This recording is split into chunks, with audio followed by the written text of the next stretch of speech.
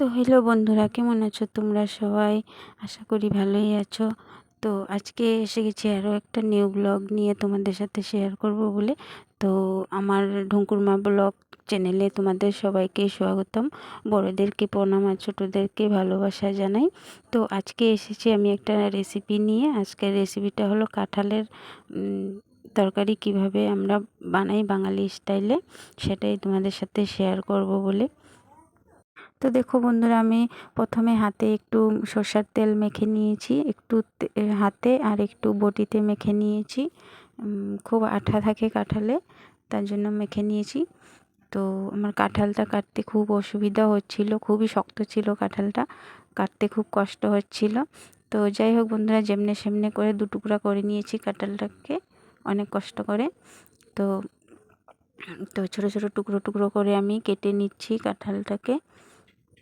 তো বন্ধুরা, সুস্বাদু খাওয়া খেতে হলে একটু কষ্ট তো করতেই হয়। তো কষ্ট করে কেটে নিয়েছি, ফাইনালি আমার কাটা হয়ে গেছে। দেখো, টুকরো টুকরো করে কেটে আমি কাঁঠালগুলিকে ধুয়ে নিয়েছি। এখন আমি এটাকে কুকারে দিয়ে একটা সিটি দিয়ে দেব। তো আমি এখন এগুলি কুকারে দিয়ে নিচ্ছি। কুকারে দেওয়ার পর আমি এখানে কিছুটা জল দিয়েছি, কিছুটা জল দিয়ে এখানে 1 চামচ নুন দিয়েছি আর 1 চামচ হলুদ গুঁড়ো দিয়েছি। দিয়ে একটা চামচের সাহায্যে আমি এটাকে মিক্স করে নিয়েছি। মিক্স করে গ্যাসটা অন করে কুকারটা বসিয়ে দিয়েছি। এখানে একটা সিটি দেব আমি, বেশি দেব না, বেশি দিলে বেশি সিদ্ধ হয়ে যাবে, তাহলে রেসিপিটা ভালো হবে না। তো যতক্ষণ কাঁঠালগুলো সিদ্ধ হবে ততক্ষণ আমি অন্য কাজগুলি, বাকি কাজ যেগুলো আছে সেগুলো করে নিব, মশলা টশলাগুলি রেডি করে নিব। তো আমি এখানে টুকরো টুকরো করে আলু কেটে রেখেছি, 2টা মাঝারি সাইজের আলু, একটা টমেটো আর 2টা পেঁয়াজ কেটে রেখে দিয়েছি কুচি কুচি করে। তো আমি এখানে আলুগুলি ভেজে নিব। তো বন্ধুরা দেখো, কাঁঠালগুলো সিদ্ধ করা হয়ে গেছে, আমি নামিয়ে নিয়েছি। আমি একটু স্কিপ করে করে দেখাচ্ছি তোমাদেরকে, নাহলে অনেক লং হয়ে যাবে ভিডিওটা, তার জন্য। তো আমি এখানে কড়াইটা গরম হয়ে গেছে, কড়াইটা তেল দিয়ে দিয়েছি। তেল দিয়ে তারপরে এখানে কেটে রাখা আলুগুলো দিয়ে দিয়েছি। আলুটাকে একটু ভেজে নিব লাল লাল করে, নুন হলুদ দিয়ে। তো তো বন্ধুরা, আলুটা ভাজা হওয়ার জন্য আমি গ্যাসের ফ্লেমটা মিডিয়াম করে রেখেছি। তো যতক্ষণ আলুটা ভাজা হবে ততক্ষণ আমি মশলাগুলি রেডি করে নিব। তো আমি আগে থেকে এখানে মশলাগুলি পেস্ট করে রেখে দিয়েছিলাম। তো বন্ধুরা, আমার কাছে তো মিক্সচার গ্রাইন্ডার নেই, আমি পাটাতে বেটে রেখেছি। পেঁয়াজ, রসুন, আদা, কাঁচা লঙ্কা এগুলি পাটাতে বেটে রেখে দিয়েছি। আর মশলাগুলো গুঁড়ো মশলা দিয়ে দিয়েছি, লঙ্কা গুঁড়ো, হলুদ গুঁড়ো, জিরা গুঁড়ো, ধনিয়া গুঁড়ো দিয়ে দিয়েছি। দিয়ে একটুখানি চিনি দিয়েছি 1/2 চামচ, আর নুন দিয়ে দিয়েছি, স্বাদ অনুযায়ী নুন দিয়ে দিয়েছি। তো আমি সমস্ত মশলাগুলি মিক্স করে চামচের সাহায্যে মিক্স করে রেখে দিয়েছি, একটু কিছু পরিমাণ জল দিয়ে। তো দেখো বন্ধুরা, আমার মশলাগুলি রেডি করতে করতে আলুটা ভাজা হয়ে গেছে। আমি এখানে আলুটা তুলে নিব।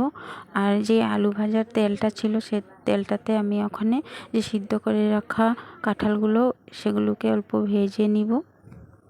তো দেখো বন্ধুরা, আমার কাঁঠালগুলোকেও ভেজে রাখা হয়ে গেছে। এই যে ভেজে রেখে দিয়েছি এখানে তুলে। তো আমি খুব শর্ট করে ভিডিওটা করছি, নাহলে অনেক লং হয়ে যাবে। তো আমি এখানে সেই তেলটাতে আমি আর এক্সট্রা করে তেল দিইনি, সেখানে 2টা তেজপাতা দিয়ে দিয়েছি আর এক টুকরো দারচিনি দিয়েছি, সেটাতে খুব সুন্দর একটা ফ্লেভার আসে। আর কেটে রাখা পেঁয়াজগুলো এখানে দিয়ে দিয়েছি। পেঁয়াজগুলো একটু বাদামি কালার করে ভেজে নিব। তারপর যে মশলাগুলি আমি রেডি করে রেখেছিলাম সেই মশলাগুলি এখানে দিয়ে দেব। আর যে একটা টমেটো কেটে রেখেছিলাম সেই টমেটোটাও এখানে দিয়ে দেব। আর দেখো, আমি একদিকে ভাতও বসিয়ে দিয়েছি, কেন অনেক দেরি হয়ে যাচ্ছে, তার জন্য দুদিকে, একদিকে ভাত আর একদিকে তরকারিটা বসিয়ে দিয়েছি। তো দেখো, আমি মশলাগুলো এখানে দিয়ে দিয়েছি। দিয়ে মশলাটাকে একটুক্ষণ নাড়াচাড়া করে মশলাটাকে কষিয়ে নেব। তো দেখো বন্ধুরা, আমার মশলাটা কষানো হয়ে গেছে। এখন আমি দিয়ে দেব ভেজে রাখা কাঁঠালগুলো আর আলুগুলো একসঙ্গে দিয়ে সামান্য একটু জল দিয়ে কিছুক্ষণের জন্য এটাকে কষাবো, নাড়াচাড়া করে কষিয়ে নেব। নিয়ে এখানে কিছুক্ষণের জন্য ঢাকনা দিয়ে রেখে দেব। তো দেখো বন্ধুরা, সব উপকরণগুলো একসঙ্গে মিক্স করার পরে কালারটা কি সুন্দর হয়ে গেছে, আর খুব সুন্দর একটা ফ্লেভার আসছে। আমার এখনই খেয়ে নিতে ইচ্ছা করছে। তো সেটা আমি করব না, এখনই খাবো না, পুরোপুরি হওয়ার পরে খাবো। তো তো আমি 5 মিনিট ঢাকনা দিয়ে রাখার পরে 5 মিনিট পরে ঢাকনাটা খুললাম, খুলে দেখলাম খুব সুন্দর একটা ফ্লেভার আসছে আর খুব সুন্দর মাখা মাখা হয়েছে। আমি এখানে দিয়ে দেবো জল। জলটা আমি আগে থেকে গরম করে রেখেছিলাম। তো বন্ধুরা আমি জলটা দেওয়ার পরে কিছুক্ষণ নাড়াচাড়া করে আবার কিছুক্ষণের জন্য ঢাকনা দিয়ে রেখে দিলাম।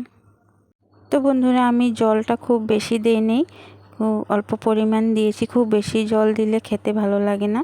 তো কাঁঠাল তরকারিতে খুব শুকনো শুকনো মাখা মাখাটাই ভালো লাগে, খুব বেশি জল ভালো লাগে না। তো দেখো বন্ধুরা আমি কিছুক্ষণ পরে ঢাকনাটা উঠিয়ে দিয়েছি। উঠানোর পরে গরম মশলা বেটে রেখে দিয়েছিলাম, এখানে বাটা গরম মশলাটাও এখানে দিয়ে দিয়েছি।